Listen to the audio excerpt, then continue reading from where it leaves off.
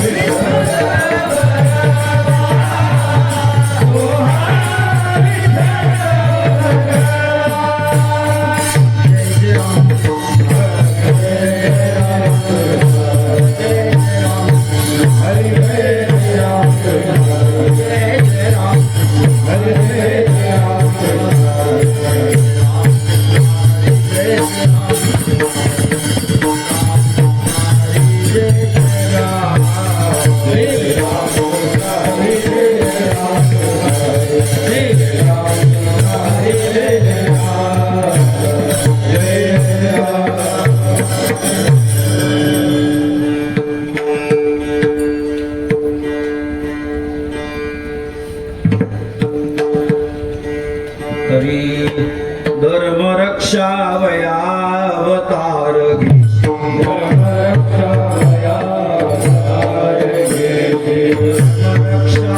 वयावतार घेशी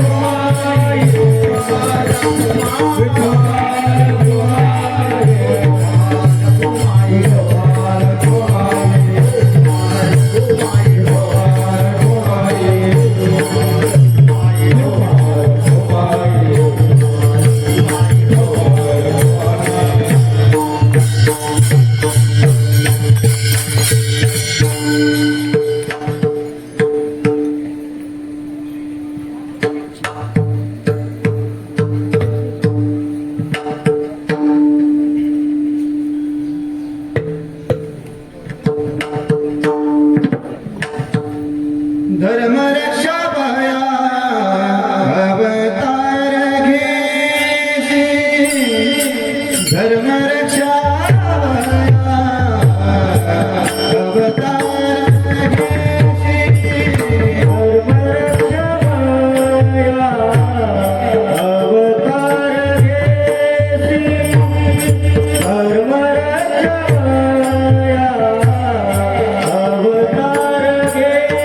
मनुष्यासाठी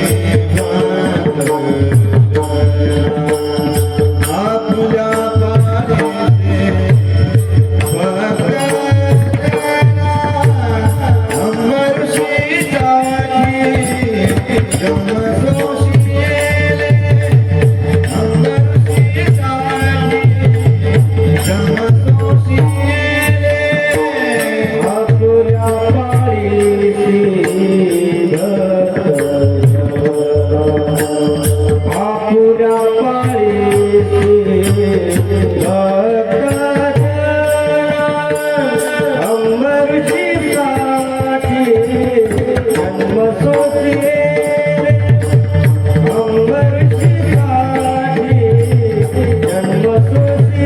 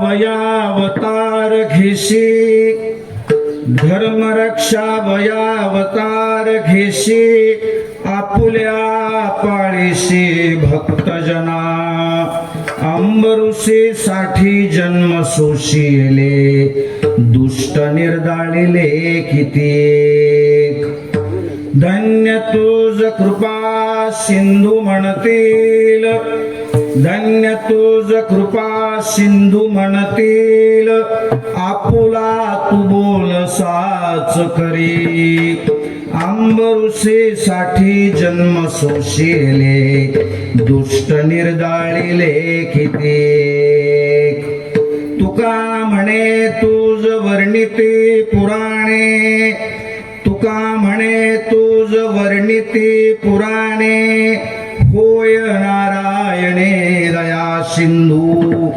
अंबरुषे साठी जन्म सोशिले दुष्ट निर्दाळिले किती विढाला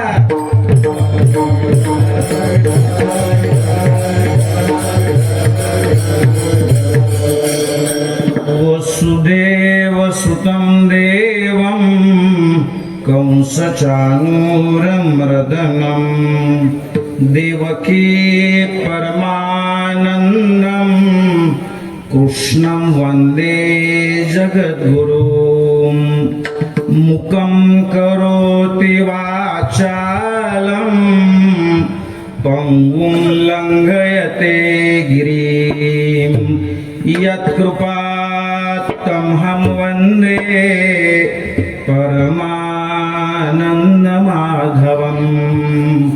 महायोगपीठे तटे भीमरथ्यां वरं पुण्डलिकाय दातुं मुन्द्रैः समागत्य तिष्ठन्तमानन्दकन्दम् परब्रह्मलिङ्गं भजे पाण्डुरङ्गं पाण्डुरङ्गा करू प्रथम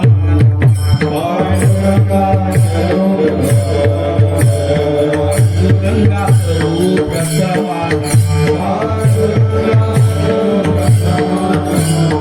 दुसरे चरण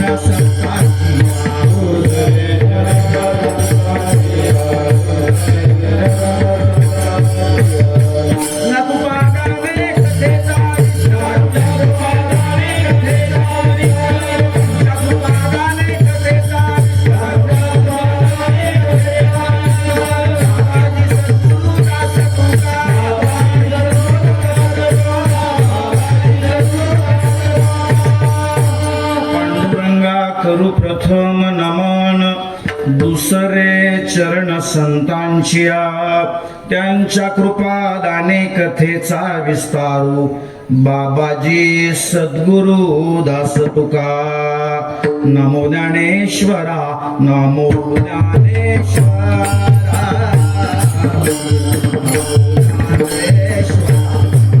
ज्ञानेश्वरा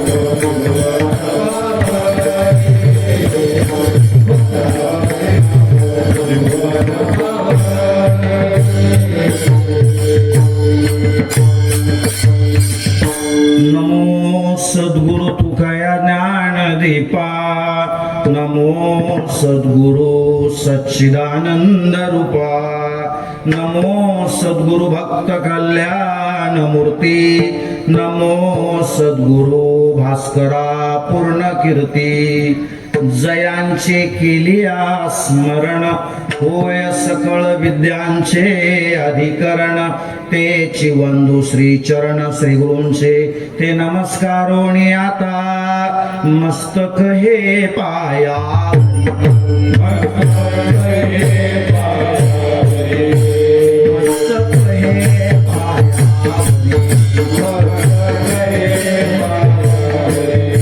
या वारकरी संतांच्या या वारकरी संतांच्या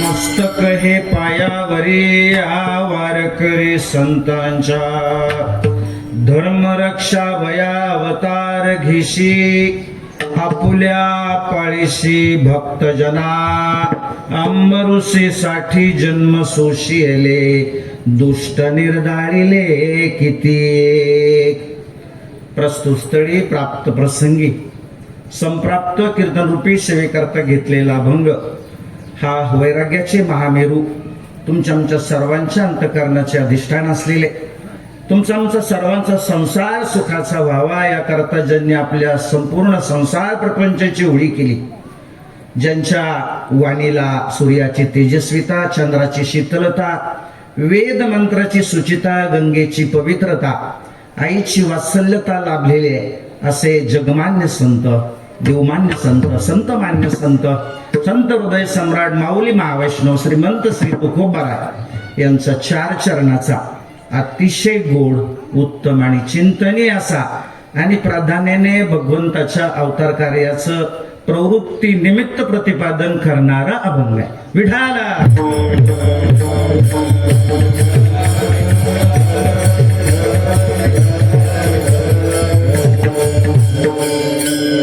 अभंगाचा सरळ सरळ अर्थ असा आहे. तुकोबाराय म्हणतात की तो निर्गुण निराकार असलेला परमात्मा मायेचा अंगीकार करून सगुण साकार होतो. कशासाठी? तर भक्तांचं रक्षण करण्यासाठी, दुष्टांचं निर्दालन करण्यासाठी आणि धर्माची संस्थापना करण्यासाठी. अभंगाचं पहिलं चरण धर्मरक्षा वया अवतार घेशी आपुल्या पाळीशी भक्तजना. दुसऱ्या चरणामध्ये जगद्गुरु तुकोबाराय एका महान भगवत भक्ताचं उदाहरण देतात. अंबरीश राजा एक महान भगवत भक्त होता. पण घडलं असं की दुर्वासा ऋषींनी अंबरीश राजाला 10 जन्म घेण्याचा शाप दिला.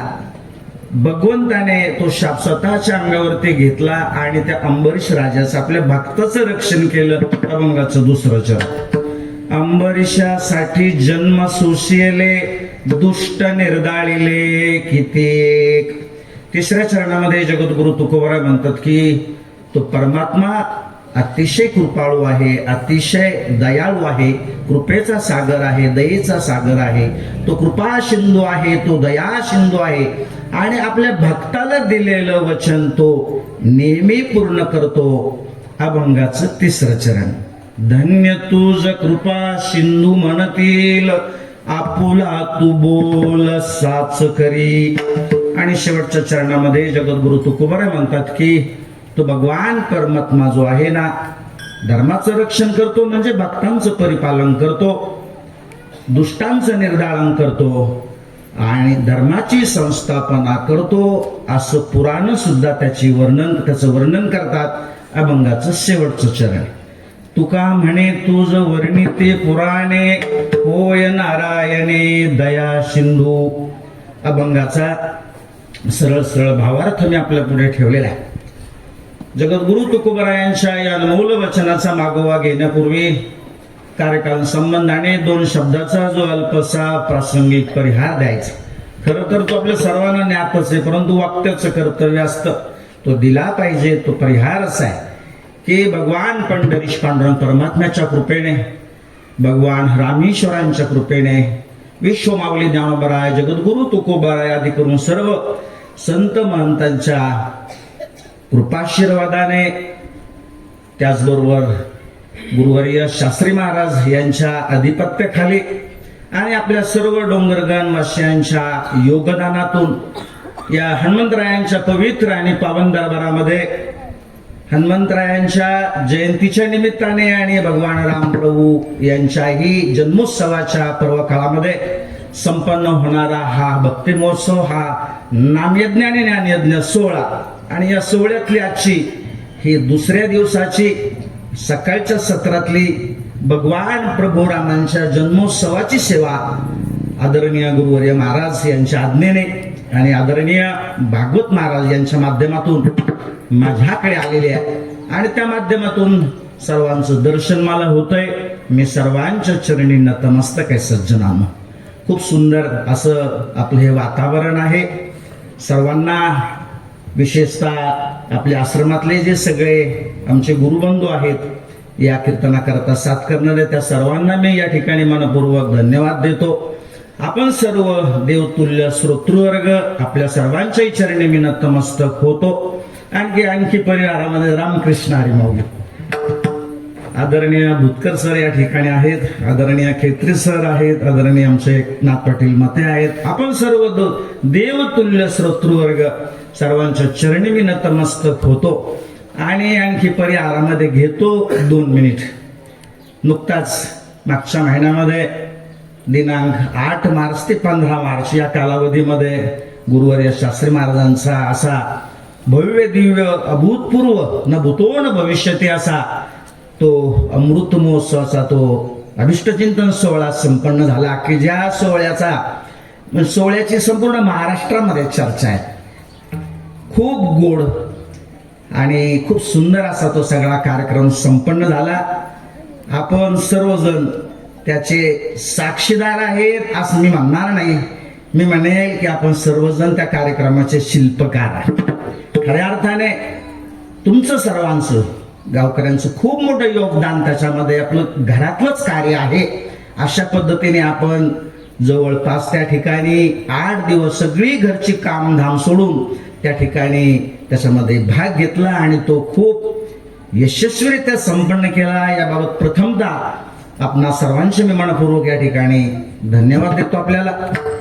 आणि महाराजांनी जे काही 50-60 वर्ष संपूर्ण आपलं जीवन परमार्थाला समर्पित केलं, मी एकाच वाक्यात कन्क्लूड करील, समारोप करील माझ्या परिहाराचा, की एका कृतार्थ जीवनाच्या यथार्थ कार्याचा हा यथार्थ सोहळा होता निश्चितपणे. तेव्हा महाराजांना उदंडायुष्य आणि उत्तम आरोग्य लाभो ही भगवान पंढरीश पांडुरंग परमात्म्याच्या चरणी, माऊली ज्ञानोबरांच्या चरणी मी प्रार्थना करतो. आणि माझ्या चिंतनाच्या विषयाकडे येतो. विठाला विठाला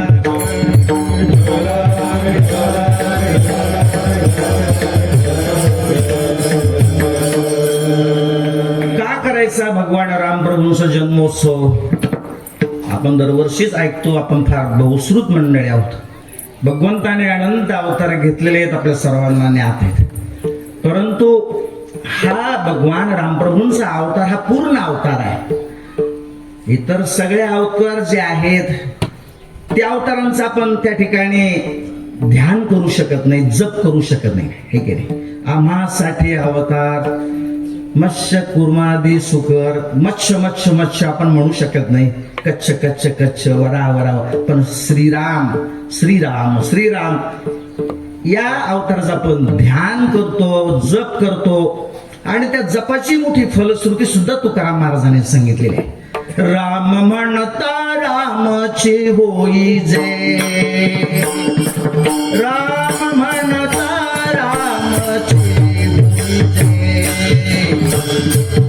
राम म्हणता रामची होई जे. राम म्हणता रामची होई जे.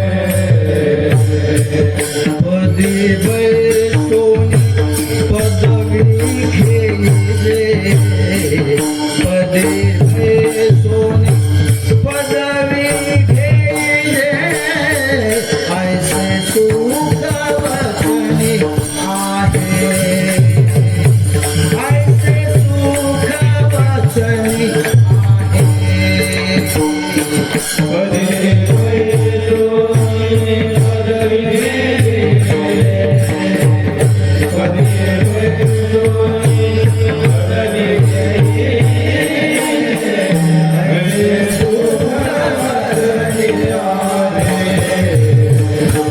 ऐसे सुख वचनी आहे. भगवान रामप्रभूंच्या जपाने ध्यानाने त्या सच्चिदानंद स्वरूपाला आपण प्राप्त होऊ शकतो आणि म्हणून त्यांचं स्मरण म्हणून आपण हा उत्सव दरवर्षी करतो. भगवान रामप्रभूंचं जीवन सर्वांगाने आदर्श आचरणीय असं जीवन आहे. एक आदर्श राजा, आदर्श पिता, आदर्श बंधू, आदर्श मित्र, आदर्श पती, नवे नवे आदर्श शत्रू. तुम्ही म्हणाल हे वरच कळलं पण आदर्श शत्रू कसं? शत्रूंनाही भगवान रामप्रभूने जरी मारलं परंतु त्यांचा उद्धार केला ना. कपिकुळ उद्धरिले मुक्त केले राक्षसा मुक्त केले राक्षसा मुक्त केले राक्षसा. कधी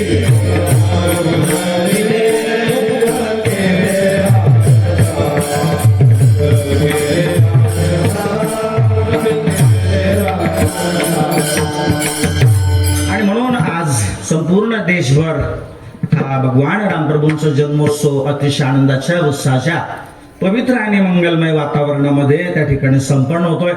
आपणही या ठिकाणी तो जन्मोत्सव संपन्न करत आहोत आणि त्या निमित्ताने आज अभंग घेतलाय जगद्गुरु तुकोबारायांचा 4 चरणाचा अतिशय गोड उत्तम आणि चिंतनीय असा. आणि या अभंगातल्या पहिल्या चरणातलाच पहिला शब्द आहे धर्म. धर्म धर्म धर्म म्हणजे काय हो? धर्म शब्द उच्चारल्याबरोबर आपल्या डोळ्यासमोर येतं की हिंदू धर्म, ख्रिश्चन धर्म, मुस्लिम धर्म, शीख धर्म, हे की नाही, विशिष्ट गटाचा एक समूह असा एक संकुचित अर्थ आपल्या समोर येतो. परंतु हा संकुचित अर्थ आपल्याला अभिप्रेत नाहीये, विशेषतः वारकरी संप्रदायाला अभिप्रेत नाहीये. धर्म धर्म म्हणजे काय की ज्याच्यामुळे समाज एकत्र बांधला जातो, धरून ठेवला जातो, त्याला धर्म असं म्हणतात. धारयते इति धर्म, हा जो सर्वांना एकत्र धरून ठेवतो त्याला धर्म असं म्हणतात. ज्याच्यामुळे सर्वांचं कल्याण होतं त्याला धर्म असं म्हणतात. आणि माऊली ज्ञानोबराय धर्माची फार गोड व्याख्या ज्ञानेश्वरीमध्ये करतात ना. एथ वडील जे जे करीते तया नाव धर्म ठेविते, बरोबर तीच होवी.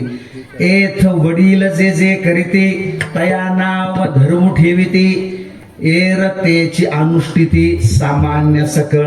वडीलधाऱ्या मंडळींच्या वागण्याला धर्म माना असं माऊली ज्ञानोबराय सांगतात. मग प्रश्न असा निर्माण होतो की वडीलधारी कोणाला म्हणायचं, हे प्रश्न असा आहे ना.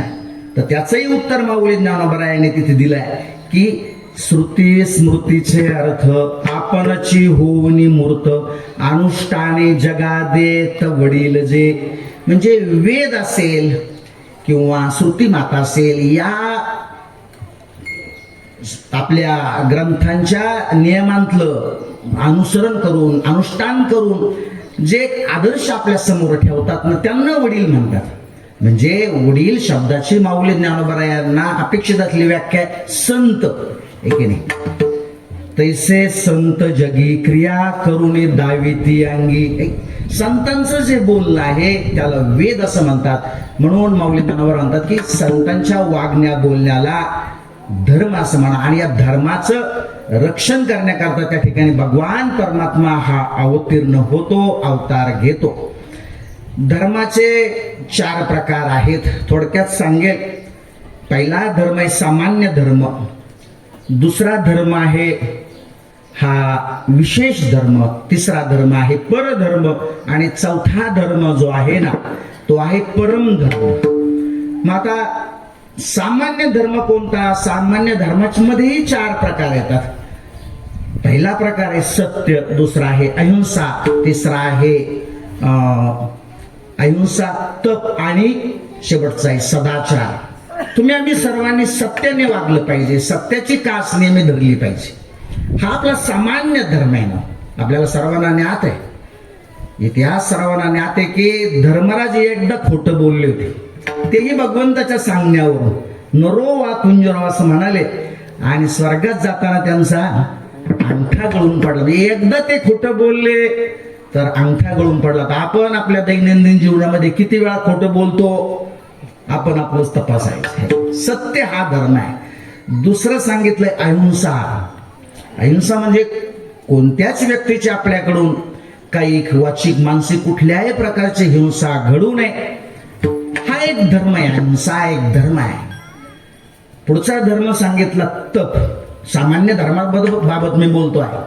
तप शब्द जर उलटा केला तर त्याचं होतं पत, म्हणजे भगवंताजवळ आपली पत निर्माण व्हावी याकरता जी साधना आपण करतो त्याला पत म्हणजे तप असं म्हणतात. भगवंताजवळ आपली पत निर्माण व्हावी याकरता आपण भगवंताजवळ जी साधना करतो भगवंताची त्याला तप असं म्हटलं जातं. आणि तप सुद्धा 3 प्रकारचे, कायिक, वाचिक, मानसिक. नंतर पुढचा सामान्य धर्म सांगितला सदाचार. खरा हाच धर्म आहे. महाराज नेहमी सांगत असतात आपल्या कीर्तनातून प्रवचनातून की व्यक्तीमध्ये त्या ठिकाणी एक आचारा विचाराची सात्विकता आणि शुद्धता, सदाचार हाच खरा धर्म आहे, हे की नाही? जे बोलायचं तेच करायचं आणि जे करायचं तेच बोलायचं याला धर्म असं म्हणतात. सामान्य धर्मामध्ये ह्या गोष्टी मोडतात. दुसरा सांगितलं आपल्याला विशेष धर्म. विशेष धर्म कोणता? तर आयुष्याच्या विशिष्ट टप्प्यावरती त्या ठिकाणी आपण काही विशिष्ट गोष्टी करायच्या असतात. उदाहरणार्थ वय वर्ष 25 पर्यंत त्या ठिकाणी विद्याभ्यास आपण केला पाहिजे ना, हे की नाही? शास्त्र सांगतं की ज्ञान मिळवलं पाहिजे, विद्याभ्यास केला पाहिजे. वय वर्ष 25 ते 50 धन कमावलं पाहिजे, हे की नाही? पुढे 50 वर्ष झाली वयाची, मग वानप्रस्थाश्रम जो आहे, हे की नाही? संसारी असावे, असोनी नसावे, अशा पद्धतीने आपण जीवन जगलं पाहिजे. हा विशेष धर्म सांगितला. तुकोबराय एका अभंगामध्ये फार गोड वर्णन करतात. तुकोबराय असं म्हणतात, ब्रह्मचर्य धर्म घोकावी अक्षरे, ब्रह्मचर्य धर्म घोकावी अक्षरे, ब्रह्मचर्य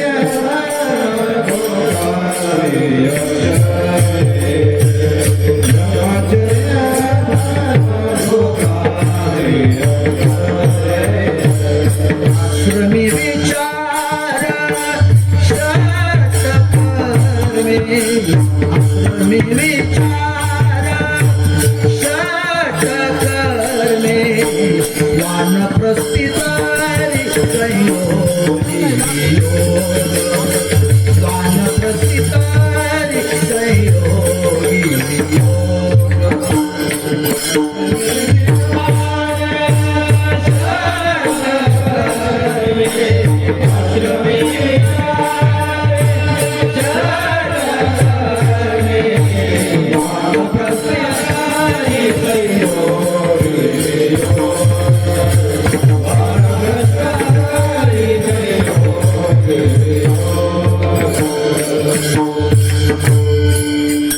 विशेष धर्म सांगितलं. पुढचा 3रा धर्म आहे परधर्म. जीवावर बेतलं, प्राणावर बेतलं तरी आपण त्या ठिकाणी परधर्माचं कधी आचरण करायचं नाही. परधर्म जो आहे अत्यंत भयानक आहे, भयावह आहे. त्यामुळं परधर्माचं कधीही आपण आचरण त्या ठिकाणी करायचं नाही. आणि शेवटचा सांगितला परमधर्म, महत्वाचा आहे. परमधर्म म्हणजे काय? तर भगवंताने तुम्हा आम्हाला सुंदर अशा प्रकारचा हा मनुष्य देह दिलेला आहे आणि या मनुष्य देहाची ती कर्तव्यात जर काय असेल तर भगवंताची प्राप्ती आहे ना. तुका म्हणे जन्माल्याचे सार्थ विठ्ठलाची एक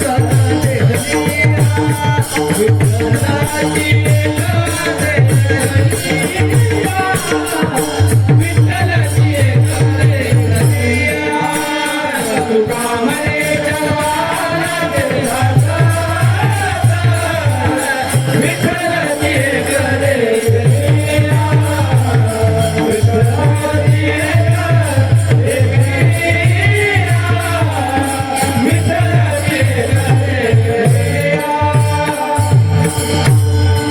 तुका म्हणे जन्माल्याचे सार्थक विठ्ठलची एक देखल्या.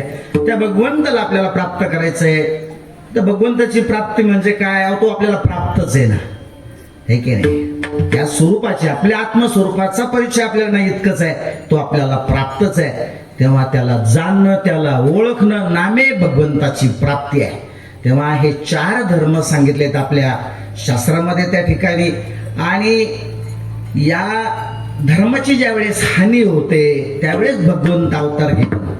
भगवंत स्वतः गीतेमध्ये त्या ठिकाणी अर्जुनाला सांगतात, यदा यदा हि धर्मस्य ग्लानिर्भवति भारत अभ्युत्थानम धर्मस्य तदात्मानं सृजाम्यहम. जेव्हा जेव्हा धर्माला ग्लानी येते, धर्म म्हणून काही शिल्लक राहत नाही, देव ब्राह्मण गायी भक्त यांना त्रास होतो, त्यावेळेला भगवंत म्हणतात की मी स्वतः अवतार घेतो. आणि अवतार करून काय करतो?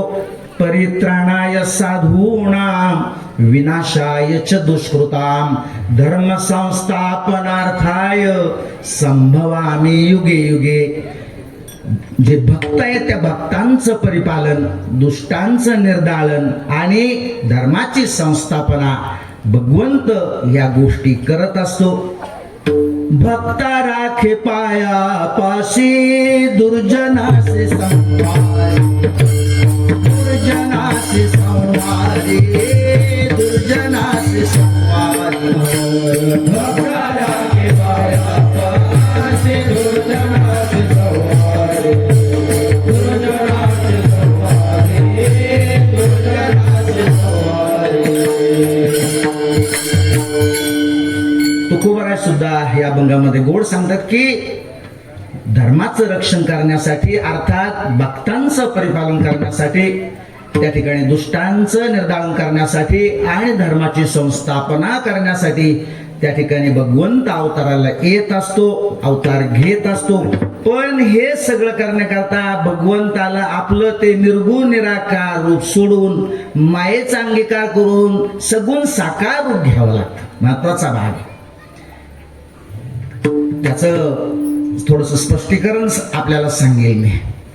विचारसागरामध्ये जो विषय आलेला आहे की समान सत्तेमध्ये साधक बाधक व्यवहार होतो.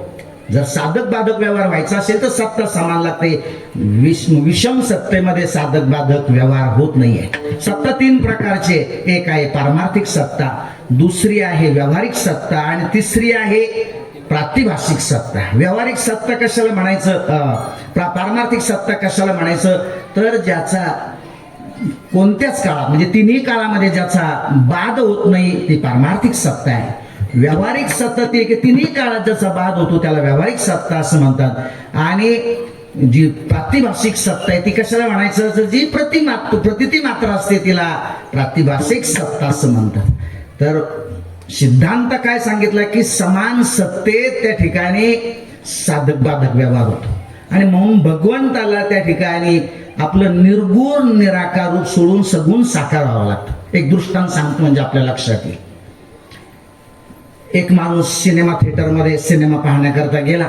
आता त्या सिनेमाचं कथानक रामायणावरती आधारित होतं आणि सिनेमा सुरू झाला. हनुमंतराय उड्डाण करून लंकेमध्ये गेले, सीतामाईंची शुद्धी केली आणि निघणार त्यावेळेस त्या रावणाने त्यांना पकडलं हनुमंतरायांना. शेपटीला चिंध्या गुंडाळल्या आणि शेपटी पेटवून दिली. हनुमंतरायांनी त्या ठिकाणी लंका जाळून टाकली ना, सगळीकडे वनवा पेटला, आग लागली लंकेमध्ये सर्वत्र. आता तो माणूस पाहत होता, पडद्यावरती त्या ठिकाणी सर्वत्र आग लागली होती, परंतु पडदा काही पेटेना. तो मॅनेजरकडे गेला आणि मॅनेजरला म्हणाला की महाराज, मी पाहतोय की पडदा काही पेटत नाही, लंकेत आग तर लागलेली आहे. आता ते मॅनेजर जे होते त्यांचा विचार सागर झालेला होता. तेव्हा ते म्हणाले की हा पडदा जो आहे हा व्यावहारिक सत्तेतला आहे आणि जी आग लागलेली ती आग मात्र प्रातिभाषिक सत्तेतली आहे. प्रातिभाषिक सत्तेतली असल्यामुळं साधक बाधक व्यवहार त्या ठिकाणी होणं शक्य नव्हतं. दुसरा दृष्टांत देईल मी, हा जर कळला नसेल तर. एक अतिशय सार्वभौम राजा होता, ऐश्वर्य संपन्न होता, सर्व गुण संपन्न होता आणि दिवसभराचं कामकाज आटोपलं आणि जेवण झाल्यानंतर आपल्या महालामध्ये पलंगावर ते झोपला. झोपल्यानंतर मग त्या ठिकाणी त्याला स्वप्न पडलं. आता त्याच्या आजूबाजूला शस्त्रधारी सैन्य होतं, झेड दर्जाची सिक्युरिटी होती. त्याला झोप लागली, परंतु झोप लागल्यानंतर त्याला एक स्वप्न पडलं आणि स्वप्नात त्याने पाहिलं की आपण शिकारीला गेलो. काही सैन्यही बरोबर होतं, पण सैन्याची आणि त्याची चुकामुक झाली आणि मग तो आपल्या घोड्यावरती एकटाच धावतोय. त्याच्या पाठीमागे वाघ लागला.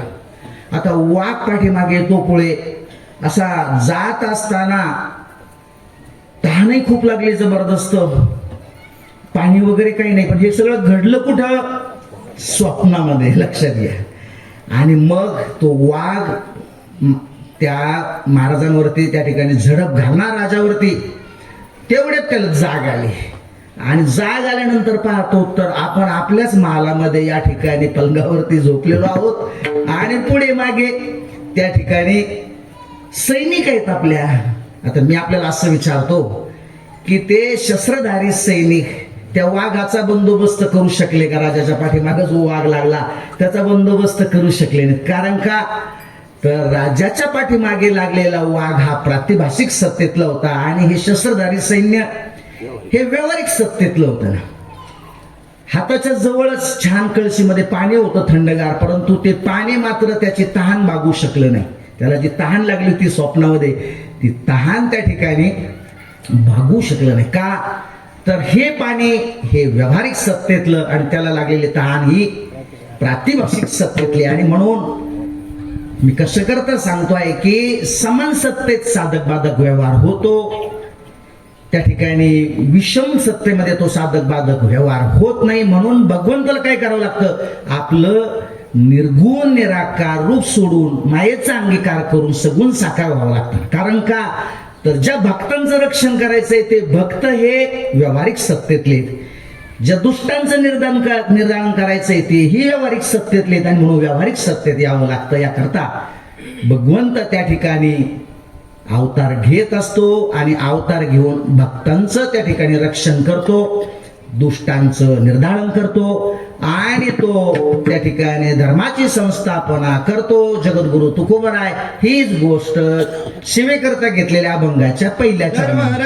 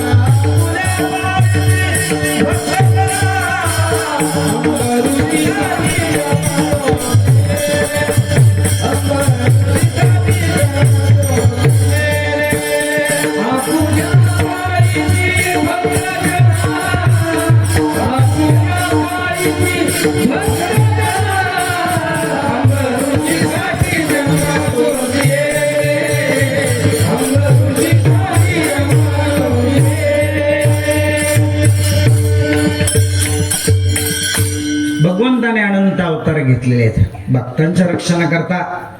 दुष्टांचं निर्दालन करण्यासाठी आणि धर्माची संस्थापना करण्यासाठी एक 2-3 कारणं वेळेच्या मर्यादेमध्ये मी सांगेल आपल्याला. भगवंताच्या अवताराचं पहिलं कारण सांगितलं जातं की संकाधिक संतांनी भगवंताचे जे द्वारपाल होते जय आणि विजय यांना जो शाप दिला त्याकरता भगवंताने अवतार घेतला. घडलं असं की एक दिवस त्या ठिकाणी भगवंताच्या दर्शनाकरता वैकुंठामध्ये संकाधिक संत आले. एका दरवाजातून दुसऱ्या, तिसऱ्या, चौथ्या, 5व्या दरवाजामध्ये गेले. पुढे रे जय आणि विजय भगवंताचे जे द्वारपाल होते त्यांनी या संकाधिक संताला अडवलं. पुन्हा पुन्हा ते विनंती करत होते की भगवंताच्या दर्शनाकरता आम्ही आलो. आता हे संकाधिक संत सामान्य नव्हते ना, ते ब्रह्मदेवाचे मानसपुत्र होते आणि मोठे तत्वज्ञानी होते. परंतु जय विजयच्या ती गोष्ट लक्षात आली नाही. जय विजयने त्यांना पुढे जाऊ दिलं नाही आणि मग संकाधिक संतांनी जय विजय यांना शाप दिला की तुम्ही नीच योनीमध्ये, पाप योनीमध्ये जन्माला याल. आणि ज्यावेळेस भगवंताच्या कानावरती ही गोष्ट आली, भगवंत धावत पळत आले आणि भगवंत म्हणतायत अहो तुम्ही हे काय केलं. आता हे नौकर माणसं आहेत, परंतु आता यांना काहीतरी उशाप द्या.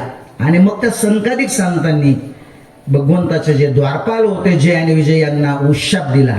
काय उशाप दिला की यांना जर त्यांचा उद्धार करून घ्यायचा असेल, मुक्त व्हायचा असेल तर यांनी 6 जन्म समभक्ती करायची किंवा 3 जन्म विरोधी भगवंताची भक्ती करायची, असे 2 पर्याय ठेवले. आणि मग विचार करून त्या जय विजयने ठरवलं की आपण विरोधी भक्ती करू. कालावधी कमी आहेत ना, मग 3 जन्म आपण विरोधी भक्ती करू. आणि मग त्या जय विजयने पहिला जो जन्म घेतला तो हिरण्यकशिपू आणि हिरण्याक्ष. आणि मग त्यांना मारण्यासाठी आणि पुन्हा त्यांचा उद्धार करण्यासाठी भगवंताने जो अवतार घेतला तो नृसिंह अवतार आणि वराह अवतार आहे. जय विजयचा दुसरा जन्म झाला तो त्रेतायुगामध्ये, त्या ठिकाणी रावण आणि कुंभकर्ण या रूपामध्ये. आणि त्यांना मारण्याकरता भगवंताने आजचा हा श्रीराम अवतार घेतलेला आहे आणि त्यांना मुक्त केलेला आहे. भगवंताने तिसरा अवतार घेतला हा द्वापार युगामध्ये शिशुपाल आणि वक्रदंत या रूपामध्ये. आणि मग त्यांना मारण्याकरता भगवंताने द्वापार युगामध्ये त्या ठिकाणी भगवान श्रीकृष्णांचा अवतार झालेला आहे आणि त्यांना मारलं आणि मुक्त केलं. तेव्हा या जय विजय जे आहेत यांना त्यांचा उद्धार करण्याकरता भगवंताने अवतार घेतला असं शिवपुराणामध्ये एक कारण भगवंताच्या अवताराचं सांगितलं जातं. भगवंताच्या अवताराचं दुसरं कारण असं सांगितलं जातं की महर्षी नारदांनी भगवंताला शाप दिला. आता काय शाप दिला, मोठी लांबलचक ती कथा आहे, पण धावत्या वेगामध्ये मी सांगेल 2 मिनिटांमध्ये. नारदांनी एकदा तप केलं आणि तप केल्यानंतर कामदेवाला जिंकलं. कामदेवाला जिंकल्यानंतर नारद महर्षी लगेच भगवान शंकरांकडे गेले आणि म्हणाले प्रभो तुम्ही त्या कामदेवाला जाळलं, पण या पठ्ठ्याने मात्र कामदेवाला जिंकलाय. आता भगवान शंकरांच्या लक्षात आलं की नारदांना अहंकार झालाय. ते म्हणाले नारदजी चांगलं केलं, तुम्ही कामाला जिंकलं, चांगली गोष्ट केली, परंतु आता ही गोष्ट मात्र भगवान विष्णूंना सांगू नका. आणि मग असं म्हटल्यानंतर नारदांना असं वाटलं की माझं वर्चस्व, माझं मोठेपण यांना खपत नाही की काय. आणि असंही माणसाचं की एखादी गोष्ट करू नका असं सांगितलं की माणूस ती करतोच, माणसाचा कल असतो ती करण्याकडे. नारद लगेच भगवान विष्णूंकडे गेले आणि भगवान विष्णूंना म्हणाले की प्रभो भगवान शंकरांनी त्या कामदेवाला जाळलं पण मी कामाला जिंकलाय. आता भगवान विष्णूंच्याही लक्षात आलं की नारद महर्षींना त्या ठिकाणी अहंकार झालेला आहे. ते म्हणाले ठीक आहे, पण आता काहीतरी केलं पाहिजे. कारण कसं आहे की भक्ताला झालेला अहंकार हा भगवंताला सहन होत नाही ना. नारद निघाले तिथून. भगवान विष्णूंनी महर्षी नारदांच्या रस्त्यामध्येच त्या ठिकाणी एक मायावी नगरी निर्माण केली आणि खूप सुंदर अशी ती मायावी नगरी. त्या मायावी नगरीचा राजा होता शीलनिधी, आणि त्याला एक कन्या होती, खूप रूपवान होती, स्वरूपवान होती. तिचं नाव होतं विश्वमोहिनी. नारदजी त्या मायावी नगरीमध्ये त्या ठिकाणी आलेले आहेत. राजा शीलनिधीने खूप चांगल्या पद्धतीने त्या ठिकाणी त्यांचा सत्कार केला, आदरातिथ्य केलं नारदांचं. आणि ते म्हणाले की ही माझी कन्या जी आहे, हिचं जर तुम्ही भविष्य बघा ना, आता ही उपवर झालेली, हिचं लग्न करायचं आहे, तर तिचं तुम्ही त्रिकाल दृष्ट्या बघा हिचं भविष्य. नारदांनी तिचा हात आपल्या हातात घेतला. तर ती खूपच रूपवान होती, खूप रूपवान, लक्ष्मीलाही लाजवेल असं तिचं सौंदर्य होतं. आणि तिला पाहिल्याबरोबर महर्षी नारदांना त्या ठिकाणी त्यांच्या मनामध्ये तिच्याबद्दलची आसक्ती निर्माण झाली, काम निर्माण झाला नारदांच्या मनामध्ये. आणि ही विश्वमोहिनी आपल्याला मिळाली पाहिजे असं त्यांना वाटलं. आणि मग हात हातात घेतल्याबरोबर ते म्हणाले की जो कोणी हिच्याशी लग्न करेल ना, तो त्रैलोक्याचा स्वामी बने. खरं तर तिचं भविष्य असं होतं की त्रैलोक्याचा स्वामी हिचा पती होईल. परंतु ते काय म्हणाले की जो कोणी हिच्याशी लग्न करेल तो त्रैलोक्याचा स्वामी बनेल. आणि मग स्वयंवराची तयारी सुरू झाली. काम मनामध्ये निर्माण झाला होता म्हणून महर्षी नारद लगेचच त्या ठिकाणी भगवान विष्णूकडे गेले आणि भगवान विष्णूंना म्हणाले की प्रभू, तुम्ही असं करा, मला तुमचं आहे ना सुंदर असं रूप द्या. आता भगवान विष्णूंच्या लक्षात आली गोष्ट. ते म्हणाले की माझे अनेक रूप आहेत, कोणतं रूप देऊ? म्हणजे तुमचं सुंदर रूप द्या, हरिरूप मला द्या, ज्याच्यात माझं हित होईल असं सुंदर असं हरिरूप मला द्या. आता हरी शब्दाचा संस्कृत मध्ये अर्थ होतो वानर. आणि मग भगवान विष्णूने त्यांना सुंदर शरीर दिलं, पण चेहरा मात्र वानराचा दिला. आणि मग लगेचच नारद महर्षी त्या ठिकाणी त्या नगरीमध्ये आलेले आहेत. स्वयंवराची तयारी झाली होती. नारद महर्षी पहिल्याच रांगेमध्ये बसले. भगवान विष्णूही आले होते ब्राह्मणाच्या वेशामध्ये, तिसऱ्या रांगेत बसलेले होते. आणि ती विश्वमोहिनी त्या ठिकाणी आली, हातामध्ये वरमाला आहे, वरमाला घेऊन आली.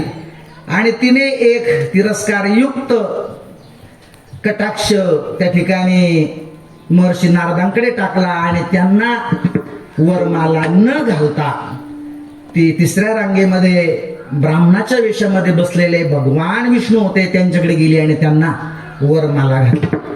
आता महर्षी नारदांना खूप राग आला या गोष्टीचा. अरे हे की नाही, मला वरमाला का घातली नाही? त्या दरम्यान भगवान विष्णू चतुर्भुज रूपामध्ये विष्णू मोहिनीसह जात असताना नारद मग त्यांना म्हणतायत की प्रभू, मला हिने वरमाला का घातली नाही? आता भगवान म्हटले घातली का घातली नाही मला माहित नाही, पण मला घातली आहे. आणि मग त्या ठिकाणी महर्षी नारद हे काहीतरी नक्कीच घोटाळा झालाय असला पाहिजे. एक सरोवर होतं, त्या सरोवराजवळ गेले, पाण्यामध्ये आपलं मुख पाहिलं तर त्यांच्या असं लक्षात आलं की आपला चेहरा माकडाचा. आणि मग महर्षी नारदांनी भगवान विष्णूंना त्या ठिकाणी शाप दिला की प्रभू, तुम्ही मला फसवलं, विश्वमोहिनी पासून माझा विरह घडवला, म्हणून तुझाही आणि तुझ्या पत्नीचा विरह होईल. आणि हा शाप महर्षी नारदांनी भगवान विष्णूंना दिला. आणि या कामी तुला हे माकडच मदत करतील असा शाप दिला. आणि मग महर्षी नारदांचा हा शाप खरा करण्याकरता त्या ठिकाणी भगवंतांनी अवतार घेतला, असंही एक कारण त्या ठिकाणी शिवपुराणामध्ये सांगितलं जातं. विठाला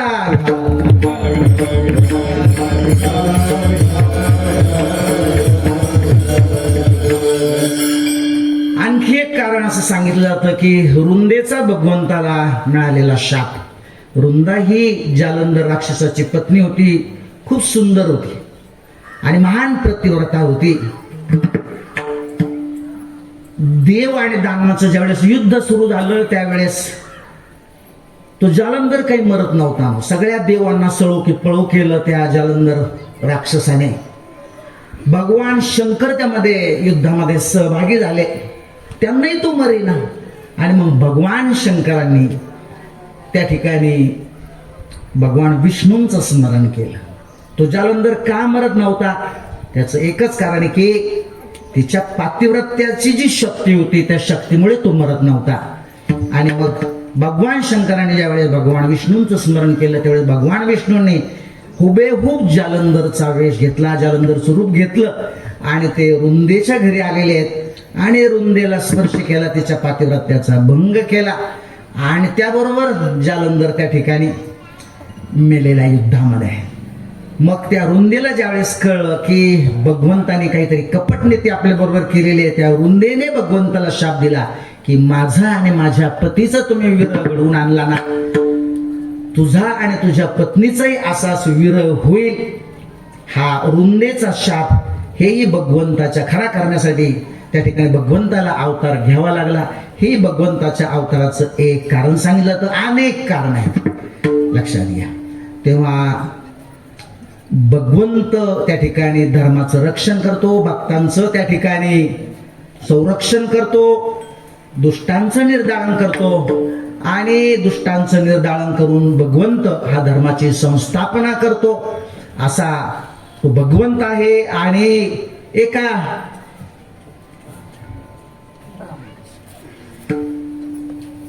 महान भगवत भक्ताचं उदाहरण जगद्गुरु तुकोबाराय सेवेकरता घेतलेल्या अभंगाच्या दुसऱ्या चरणामध्ये देत. अंबऋषीसाठी जन्म सोसिये, अंबऋषीसाठी जन्म सोसिये, अंबऋषीसाठी जन्म सोसिये, अंबऋषीसाठी जन्म सोसिये. दुःखाचे डाळिले किती गो, दुःखाचे डाळिले किती गो,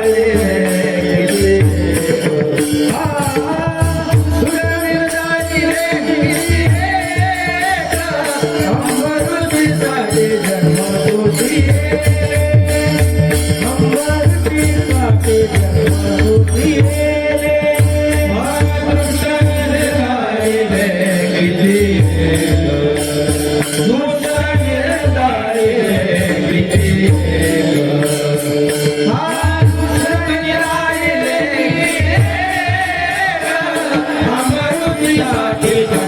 सोसिये, अंबऋषीसाठी जन्म सोसिये.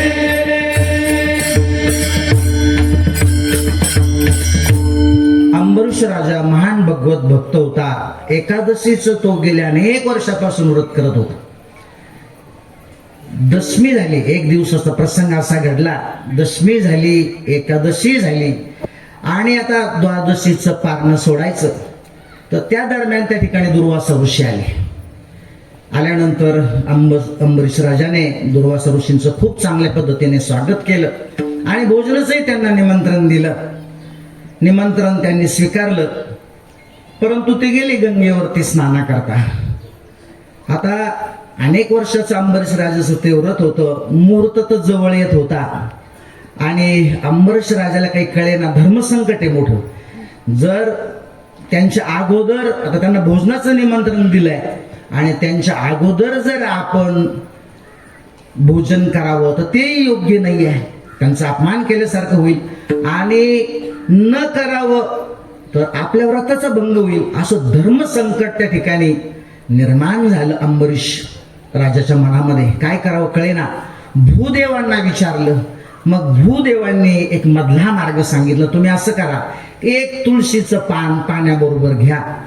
ते घेतल्यानं असं होईल की तुमचं हे जे अनेक वर्षाचं व्रत आहे एकादशीचं, हेही त्या व्रताचाही भंग होणार नाही आणि तुम्ही अंबरीश त्या दुर्वासा ऋषींच्या अगोदर भोजन केलं असंही होणार नाहीये, व्रताचाही भंग होणार नाही आणि दुर्वासा ऋषींचाही अपमान त्याच्यामध्ये होणार नाहीये. आणि म्हणून अंबरीश राजाने एक तुळशीचं पान पाण्यासोबत घेतलं आणि त्या दरम्यान लगेचच दुर्वासा ऋषी गंगेवरून स्नान करून आले. आल्याबरोबर मग त्यांना ज्यावेळेस कळलं की अंबरीश राजाने द्वादशी सोडली, त्यावेळेस लगेचच त्यांनी मग शाप दिला की राजा, तुला मुक्त होण्याकरता 10 जन्म घ्यावे लागतील. आणि लक्षात घ्या की अंबरीश राजा भगवान विष्णूंचा महान भक्त होता ना, हे की नाही. ज्यावेळेस भक्त संकटात येतो त्यावेळेला भगवंताला चैन पडत नाही ना. अनन्यास चिंतयन्तो माम ये जना पर्युपासते तेषां नित्याभियुक्तानां योगक्षेमं वाम्यम. ज्यावेळेस भक्तावरती संकट येतं त्यावेळेस भगवंत त्याचा सगळा योगक्षेम चालवतो असं भगवंत स्वतः गीतेमध्ये सांगतात. त्या ठिकाणी मग भगवंताने आपलं सुदर्शन चक्र सोडलं आणि तिथून निघाले आणि त्या ठिकाणी भगवान ब्रह्मदेवाकडे गेले. ब्रह्मदेवाने असमर्थता दर्शवली, मी काहीच करू शकत नाही, मी आपल्याला मदत करू शकत नाही, तुम्ही भगवान शंकरांकडे जा. लगेच दुर्वासौशी भगवान शंकराकडे गेलेले कैलासामध्ये, पण त्यांनीही असमर्थता दर्शवली आणि मग त्यांनी सांगितलं की तुम्ही हे सुदर्शन चक्र भगवान विष्णूंचे, तुम्ही त्यांच्याकडे जा. मग अंबरीश राजा दुर्वासा ऋषी त्या ठिकाणी भगवान विष्णूंकडे आलेले आहेत. विष्णूंनी सांगितलं ते जरी आश्रम माझं असलं परंतु मी भक्ताच्या अंकित आहे, ते माझ्या भक्ताकरता अंबरीश राजाकरता निघालेला आहे, तेव्हा तुम्ही त्यांची शरणागती करा. पुन्हा दुर्वासा ऋषी अंबरीश राजाकडे आले आणि अंबरीश राजांचं त्यांनी दर्शन घेतले, पाय धरले. अंबरीश राजा म्हणतायत की अहो तुम्ही महान साधू आहात, तुम्ही आमचं दर्शन घेणं योग्य नाही आहे. परंतु दर्शन त्यांनी घेतलं. मग अंबरीश राजांनी त्या ठिकाणी त्या सुदर्शन चक्राला हात लावला आणि ते सुदर्शन चक्र शांत झालेलं आहे. तेव्हा असं हे जे सुदर्शन चक्र आहे ते शांत झालेले त्या ठिकाणी. तर असा हा जो भगवंत आहे हा भक्तांचं रक्षण करतो. कोणत्याही स्थितीमध्ये आपल्या म्हणजे भक्तांचं रक्षण तो त्या ठिकाणी करत असतो. तो अत्यंत दयाळू आहे, कृपाळू आहे, उदार आहे, कृपावंत आहे, दयावंत आहे. हीच गोष्ट जगद्गुरु तुकोबाराय अभंगाच्या 3ऱ्या चरणामध्ये सांगतात. धन्य तुझ कृपा सिंधू मानविला.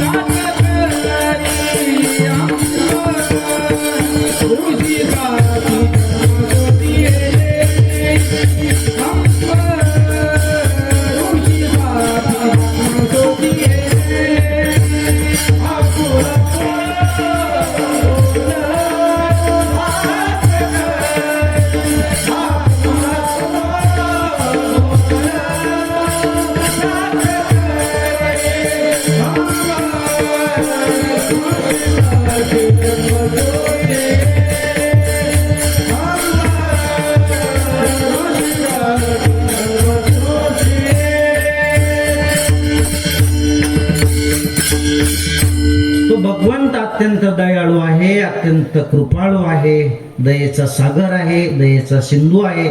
तेव्हा भक्तावर ज्या वेळेस तो संकट येतं त्या वेळेस तो धावून जातो आणि आपल्या भक्तांचं रक्षणही तो करत असतो. आणि हीच गोष्ट त्या ठिकाणी पुराणामध्ये सुद्धा याच पद्धतीचं वर्णन आलेलं आहे. ही गोष्ट जगद्गुरु तुकोबाराय अभंगाच्या शेवटच्या चरणामध्ये मने तने वरणी पुराण तुका बने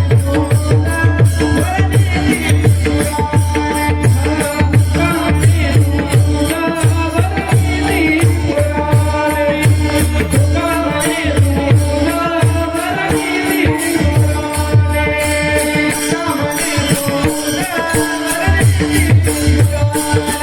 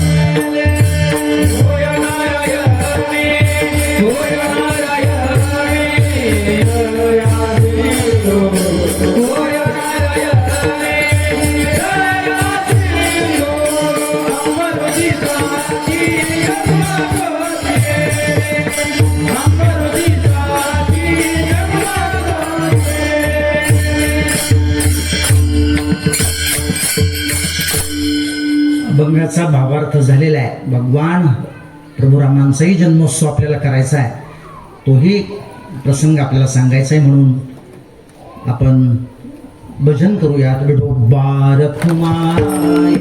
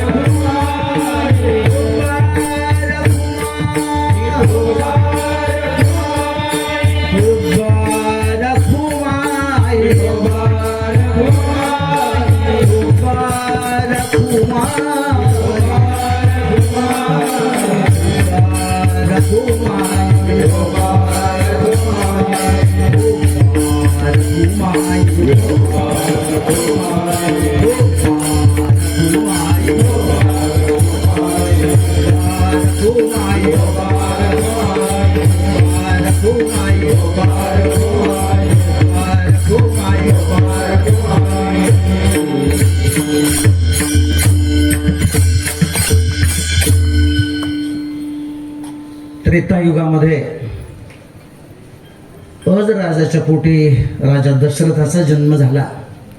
राजा दशरथ हा एक ऐश्वर्य संपन्न, महापराक्रमी, सर्वगुण संपन्न राजा होता.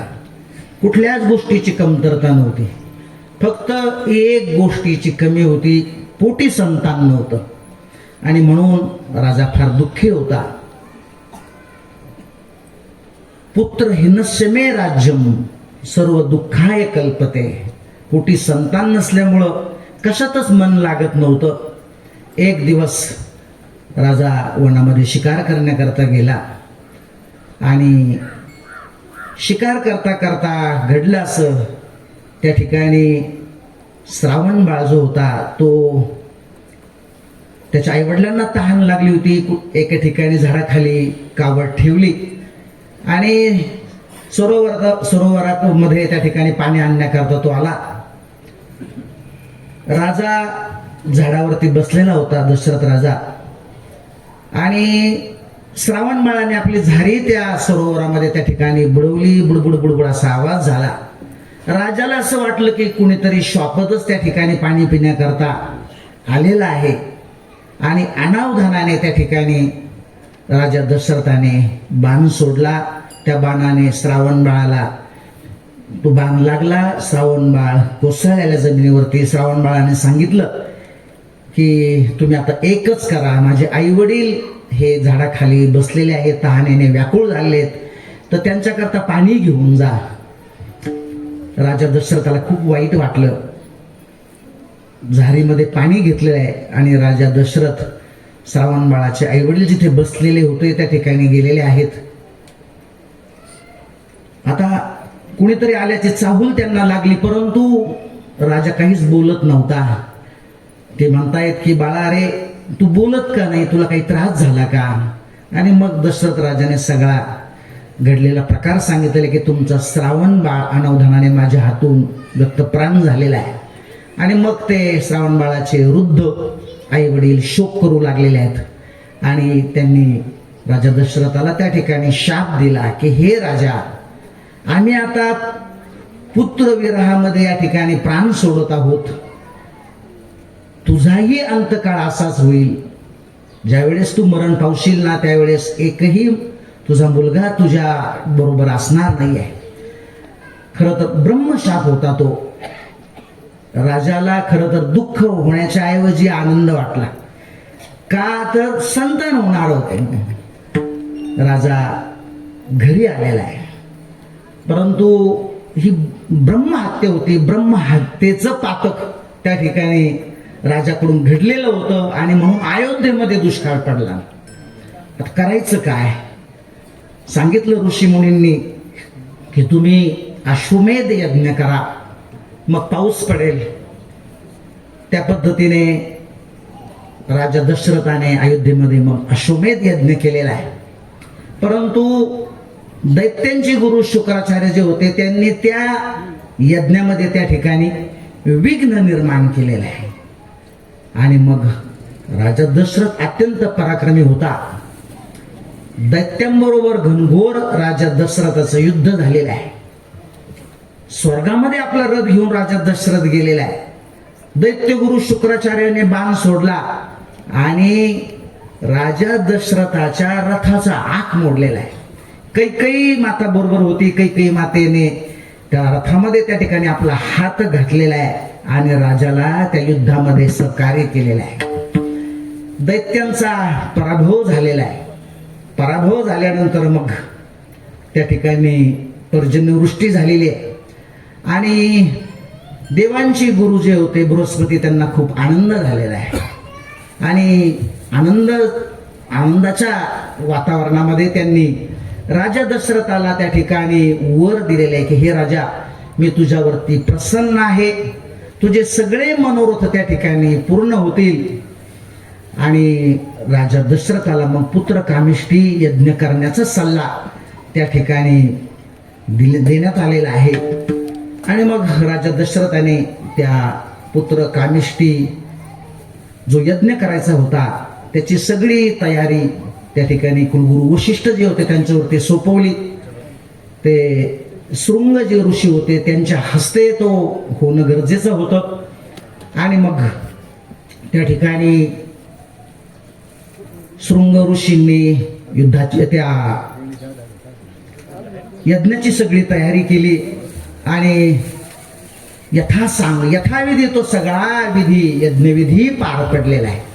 यज्ञविधी पार पडल्यानंतर मग घडलं असं की यज्ञ नारायण प्रसन्न झाले होते आणि यज्ञ नारायण मग हातामध्ये पायस पात्र घेऊन वरती आलेले आहेत आणि ते पायस पात्र त्यांनी राजा दशरथांकडे दिलेलं आहे. आणि राजा दशरथाला यज्ञ नारायणाने सांगितलेलं आहे की हा जो प्रसाद आहे याचे 3 समान भाग करा आणि तुमच्या ज्या पत्न्या आहेत राण्या आहेत त्यांना सम भागामध्ये हा प्रसाद खायला द्या. आणि त्या पद्धतीने मग त्या ठिकाणी राजा दशरथाने समान त्याचे भाग केलेले आहेत. यज्ञ नारायण अंतर्धान पावलेले आहेत. राजाने 3 प्रसादाचे जे समान भाग केले होते, पहिला भाग कौशल्या मातेला दिला, दुसरा भाग त्या ठिकाणी सुमित्रा मातेला दिला आणि तिसरा भाग कैकेयी मातेला दिला. कैकेयी मातेला खूप राग आला या गोष्टीचा. मी एवढी आवडते, एवढी सुंदर आणि युद्धामध्येही मी मदत केली, पण मला शेवटी प्रसाद दिला आणि ती रुसली. पण घडलं असं की तिच्या हातावरती दिलेला जो प्रसाद होता तो प्रसाद एक घार त्या ठिकाणी आली आणि त्या घारीने तो प्रसाद झडपून नेला. तो प्रसाद पळवलेला आहे. पिंड घारीने झडपिला, अंजनीने तो सेविला, अंजनीच्या तपासाठी महारुद्र आले पोटी. हनुमंतरायांचा जन्म झाला तो कथाभाग आपल्या सर्वांना ज्ञात आहे. मग आता काय करायचं? राजा दशरथ म्हणतायत की हा तुझा वेडेपणा आहे. कैकेयी मातेला म्हणतायत की तुला प्रसाद दिला होता त्याच्या वेळेस तू घ्यायला हवा होतास, तू घेतला नाहीस. पण मोठी माणसं मोठ्या मनाचे असतात. कौशल्या मातेने आपल्यातला निम्मा भाग प्रसादाचा आणि सुमित्रा मातेने निम्मा भाग हा कैकेयी मातेला दिलेला आहे.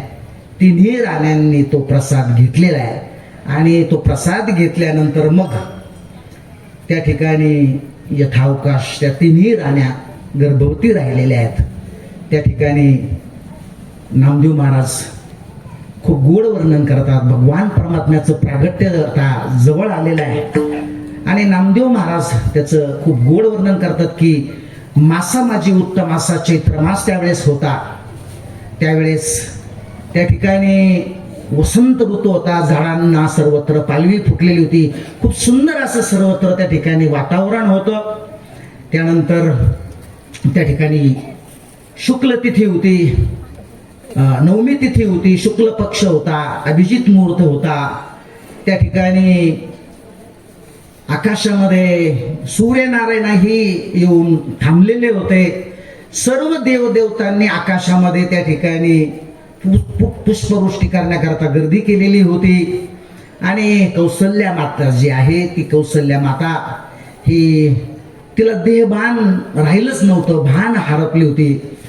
जसं दिशा त्या ठिकाणी सुशोभित झालेल्या आहेत. नामदेव महाराज त्याचं वर्णन त्या ठिकाणी करतायत.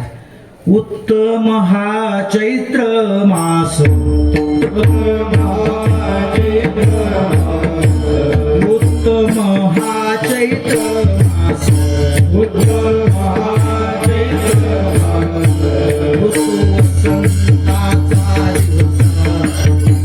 संताचा दिवस,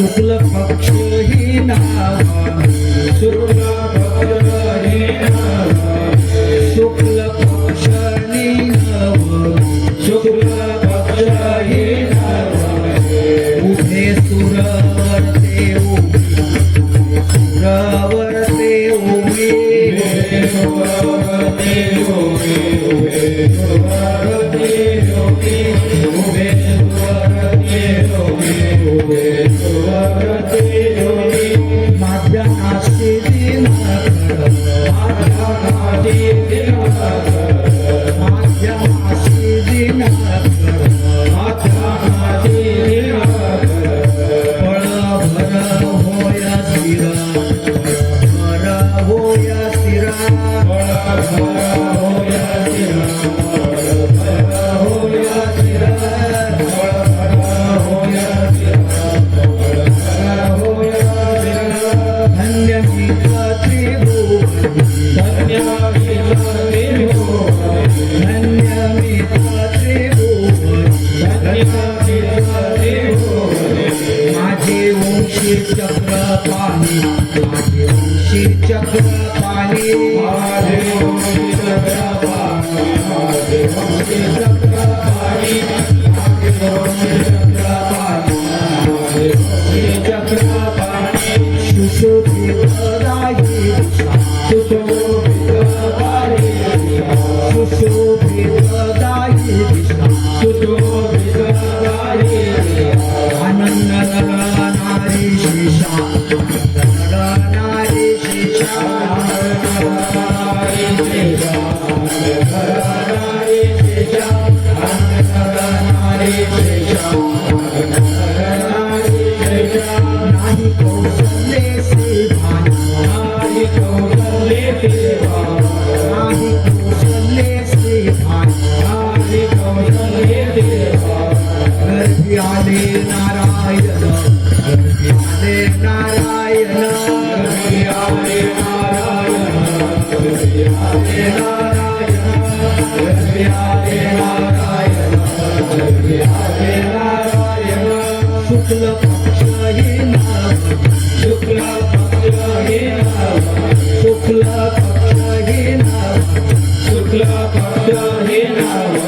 उभे सुवरते उभी, उभे सुवरते उभी, उभे सुवरते उभी, उभे सुवरते उभी, उभे सुवरते उभी, उभे सुवरते उभी.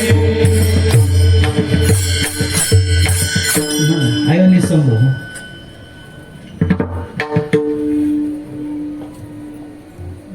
भैरवी म्हणा 2-4 मिनिट.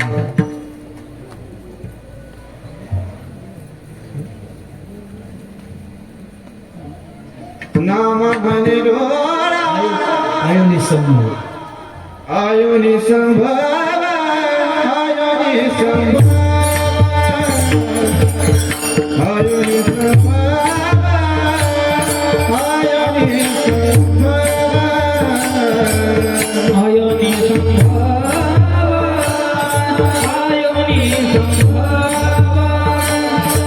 आयोनि संभव आयोनि संभव आयोनि संभव आयोनि संभव आयोनि संभव आयोनि संभव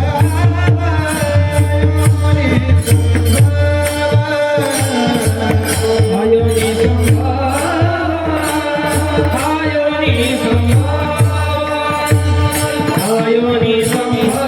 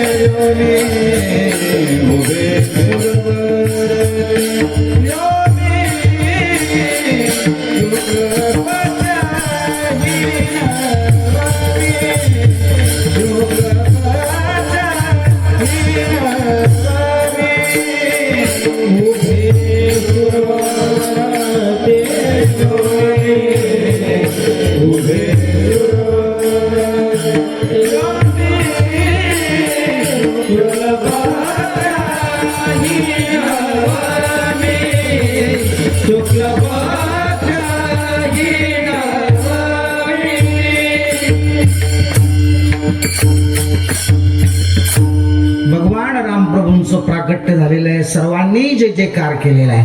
पुंडलिक वरदा हरी विठ्ठल श्री ज्ञानदेव तुकाराम पंढरीनाथ भगवान की जय. माऊली ज्ञानेश्वर महाराज की जय. जगद्गुरु तुकाराम महाराज की जय. रामचंद्र भगवान की जय. आज संपूर्ण देशभर हा भगवान रामप्रभूंचा जन्मोत्सव अतिशय आनंदाच्या उत्साहाच्या पवित्र आणि मंगलमय वातावरणामध्ये संपन्न होतोय. आपणही तो या ठिकाणी संपन्न केलेला आहे. या अभंगावरती थोडंसं चिंतन मी मर्यादित वेळेमध्ये, संकल्पित वेळेमध्ये या ठिकाणी मांडण्याचा प्रयत्न केला. आपल्याला जे रुचलं असेल, पटलं असेल, मनापासून भावलं असेल ते गुरुवर्य शास्त्री महाराजांचं आहे. त्यांच्या चरणाजवळ बसून जे काही श्रवण करायला मिळतं तेच मांडण्याचा आमचा प्रयत्न असतो. तेव्हा यामध्ये जर काही अपशब्द माझ्या मुखातून गेला असेल तो माझे मला परत करा. जे आवडलं असेल, रुचलं असेल, पटलं असेल ते त्यांचं आहे. त्यांच्याच चरणी झालेलं हे प्रवचन रूपी कीर्तन रूपी वाक्पुष्प मी समर्पित करतो आणि माझ्या वाणीला याच ठिकाणी पूर्णविराम देतो. ज्ञानेश्वर माऊली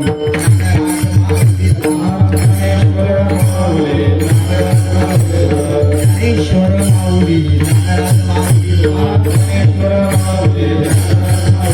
ज्ञानेश्वर माऊली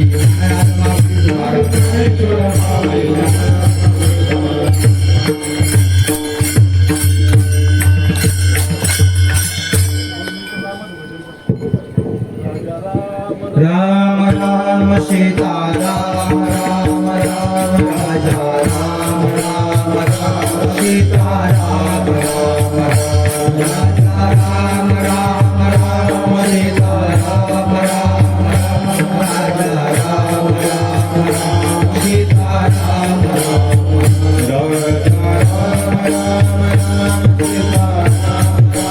राम राम सीता राम राम राजा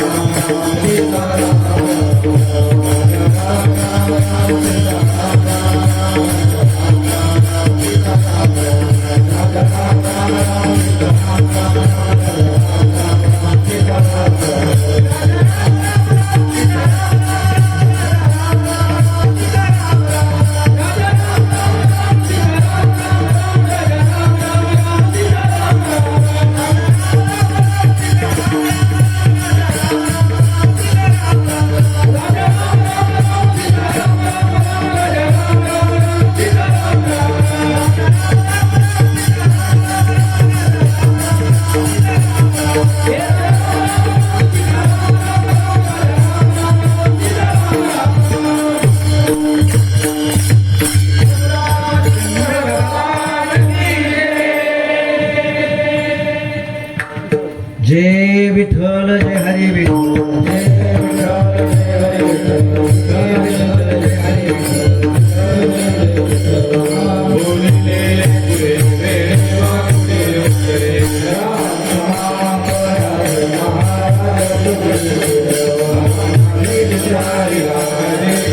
जय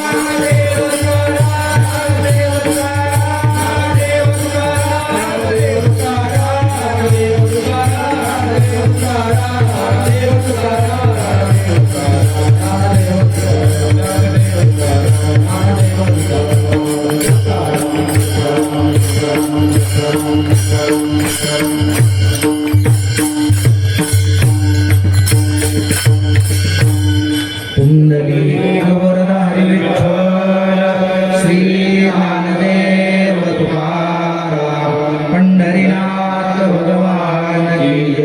माऊली ज्ञानेश्वर महाराज की जय, जगद्गुरु तुकाराम महाराज की जय, रामेश्वर भगवान की जय, रामचंद्र भगवान की जय.